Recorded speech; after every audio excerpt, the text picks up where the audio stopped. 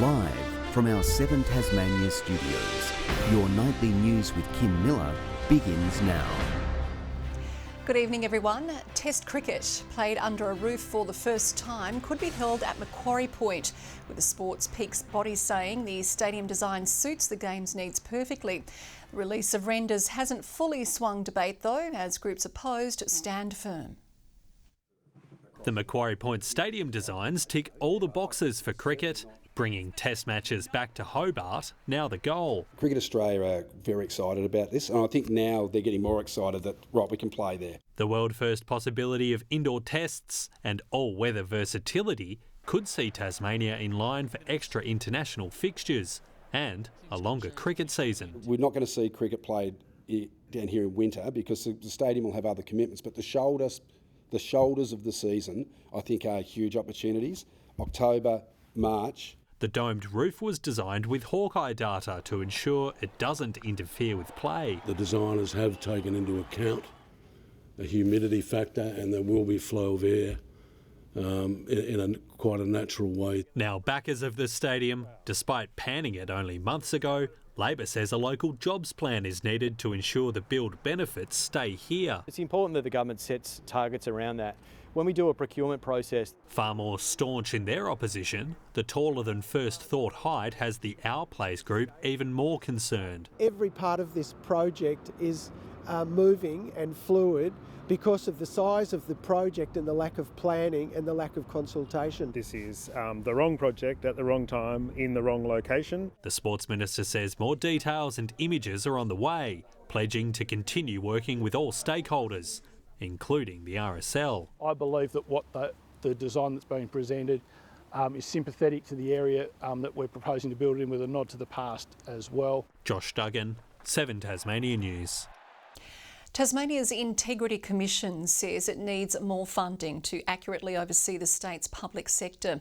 An independent review into paedophile police officer Paul Reynolds found the watchdog falls short compared to other jurisdictions. But the Commission's boss, Greg Millick, says it can't provide the level of oversight recommended with its current resources. The government says it's reviewing the body with an eye to giving it greater capability. Just weeks out from the start of the Paris Olympics, our golden girl of the pool has been immortalised again. A colourful new mural dedicated to Ariane Titmus has popped up in the centre of Launceston. The giant tribute to Arnie making a splash on the side of a pub on Wellington Street. Locals are encouraged to take a photo with the artwork as the venue pushes for Arnie to go from wall to gold. Well, thousands have gathered in recognition of all First Nations people as NAOK Week begins. Today, a reflection on the triumphs of Aboriginal and Torres Strait Islander people, but also a reminder of the long journey ahead. A monumental start to a week of NAOK celebrations. The history, culture and achievements of Aboriginal and Torres Strait Islander people the focus of the next week. Our cultural strength and knowledge stands the test of time. This year's theme, Keep the Fire Burning, black, loud and proud, heard confidently across Tasmania. There are many successes for the Aboriginal community, and which is part of our celebration of NAOK Week, but there is still a lot of work to do. In Risdon Cove, today's proceedings saw record crowds make the trek, each lending their hand in support. This site, one of extreme significance. Purakitna has a sad history. It was here that the first massacre of Aboriginal people took place in Lutruwita, Tasmania. Notable Tasmanian Aboriginal speakers taking to the stage, each sharing stories and songs passed down through generations. The TAC and Greens continuing to call for amendments to Aboriginal heritage legislation and for a government review of the Aboriginal Lands Act to be canned. Requested the government to prioritise bringing forward Aboriginal heritage protection legislation and not Aboriginal Lands Act reform. Lutruwita is ultimately what we want. We want our land returned and governed by Aboriginal people. We're working through draft legislation at the moment, consulting broadly with the community, and I know received significant feedback from the Aboriginal community. The centre once again set to lead a rally through Hobart later this week, calling for greater Aboriginal rights. Keep the fire burning, wear black, be loud and proud. Ruby Cairns, 7 Tasmania News.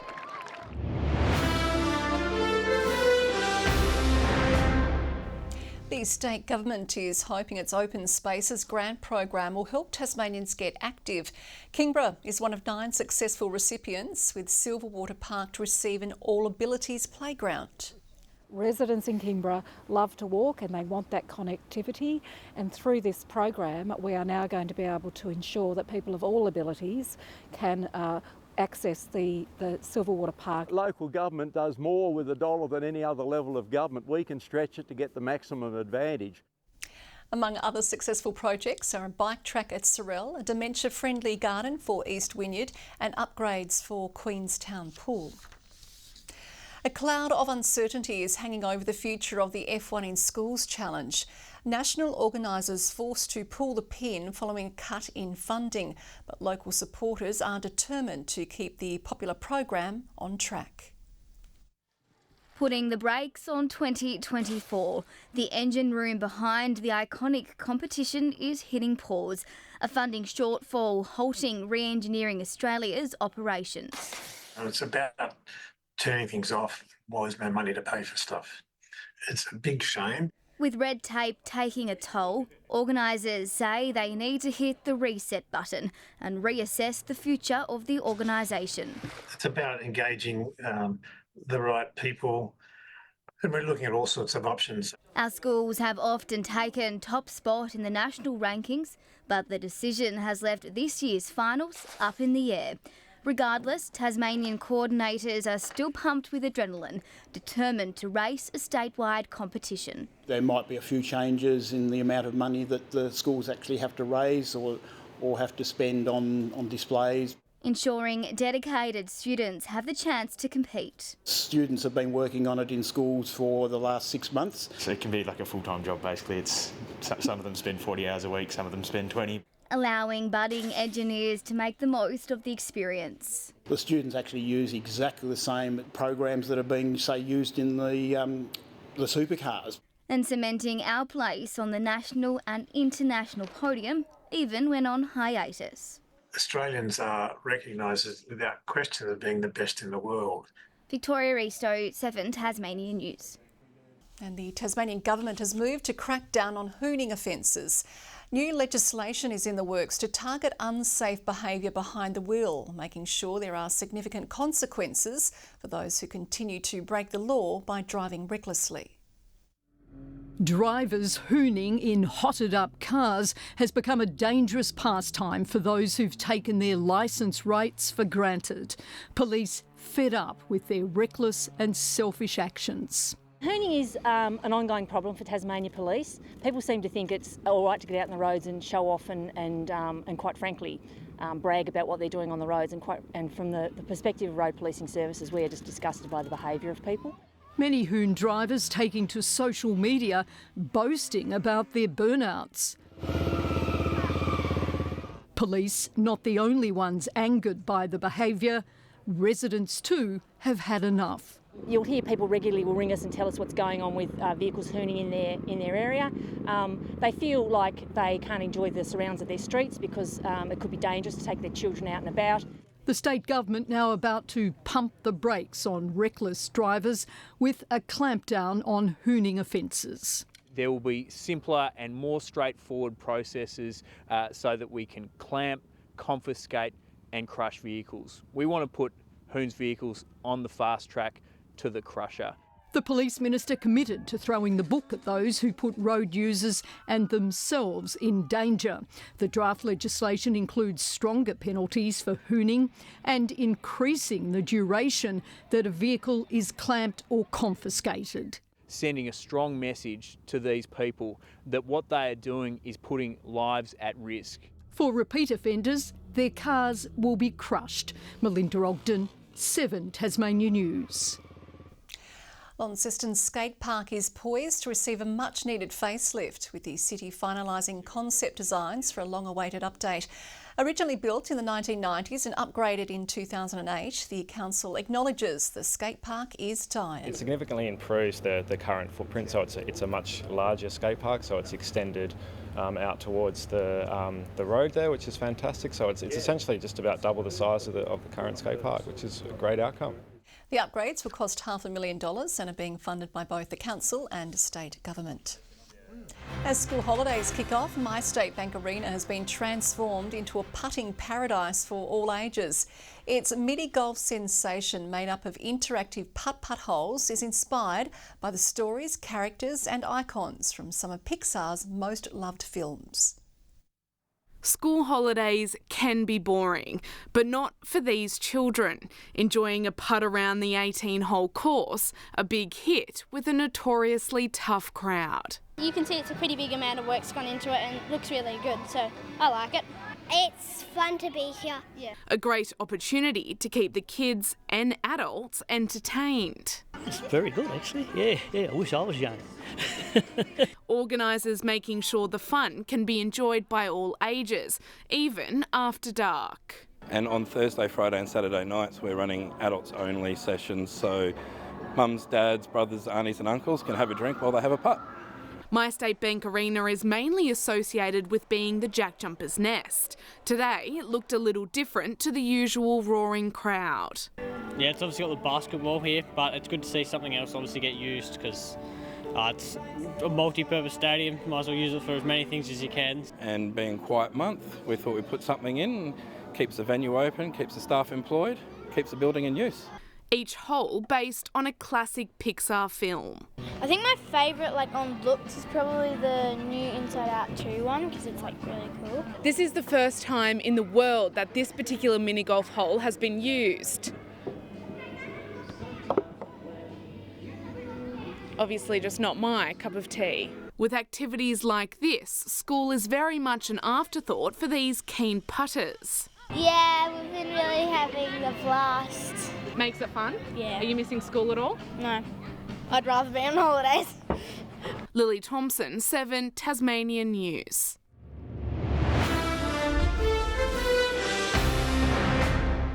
Having watched them work for 3 years, Jack Jumpers coach Scott Roth isn't surprised by the inclusion of 2 of his charges in the Australian Olympic basketball squad.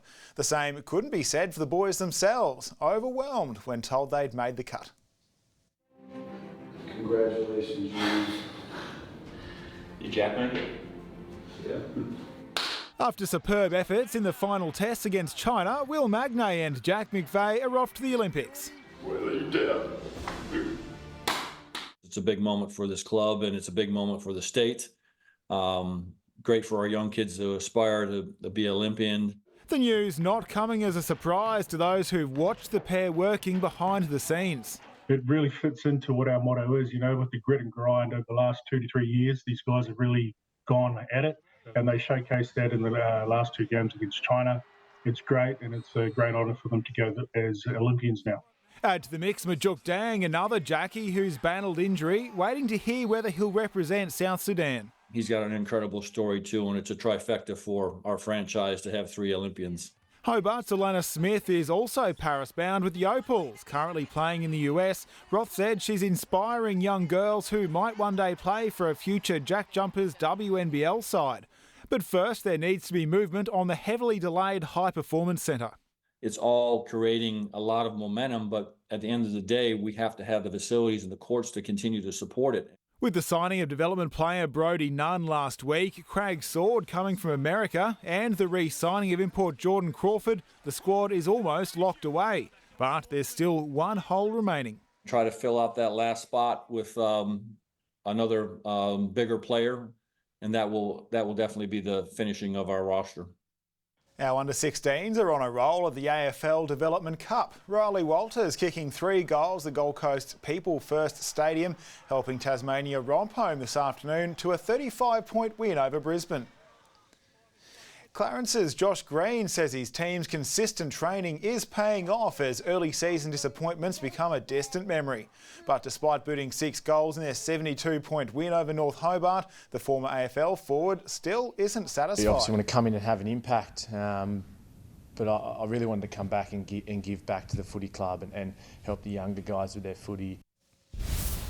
Those 6 goals were only enough for 2 votes for Josh Green, teammate Baxter Norton taking the 3 in that game. Kingborough's Kieran Lovell jumps to the top of the leaderboard with 3 votes in their win over Lauderdale. And 3 for Glenorchy's Connell Ling after a tight 2-point victory over Launceston. Stuart McSwain is hitting his stride at the right time as he's named in the Australian Olympic team. The King Island runner leading until the final bell in the 3,000 metre at the Paris Diamond League overnight, finishing second just shy of his personal best. He'll contest the 1,500 metres at the Olympics. Fellow Tasmanian Jacob Despard will race the 4x100 relay. The other Tasmanian in the 75-person Australian athletics team, which was announced this evening.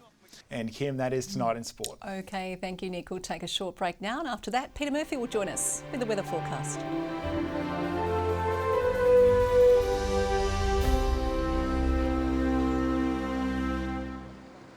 Good evening. Hobart, the coolest of the major population centres overnight, but reached 15, as did Launceston, Devonport and Burnie.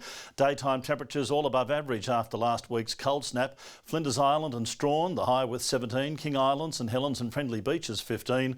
Lowhead 14. And after all the records set last week, Lyawini warmed up to be in positive territory for the entire day. But just the same, we do need to warn Lyawini, you've got to stop. Enough is enough. Just stop with the -13s. We get the point. You win. Mostly cloudy conditions today. Great Lake East recorded 10 millimetres of rain as that cloud moved over. A frontal cloud band is to our west with another south of WA. High cloud is now moving over southern Queensland and eastern New South Wales. Tomorrow, a high remains over central Australia and the front to our west will weaken into a trough. The wind shifting westerly tomorrow up to around 20 knots over southern waters. Will have slight swells around the coastline. A strong wind warning applies just for tonight until midnight between Low Rocky Point and Stanley before the winds ease. Now tomorrow, Hobart 14 with a shower or 2, a possible shower for Adventure Bay 13 the maximum, just 11 for Tarraleah, a shower or 2 as well. Launceston a shower and 15, 15 also for Devonport, rain increasing over Bridport and a high of 14 degrees. Burnie 15, rain at times also for Strawn 13 the maximum, Marrawar 14 degrees. St Helens a high tomorrow of 15 with rain increasing, Swansea the same and 14 the top for Whitemark. On Wednesday, showers mainly over eastern and central Tasmania and mostly clearing by evening. Showers developing on Thursday, pushing across the state during the day. And on Friday, showers over the west and north, but fine over the southeast. Hobart a sunny 14.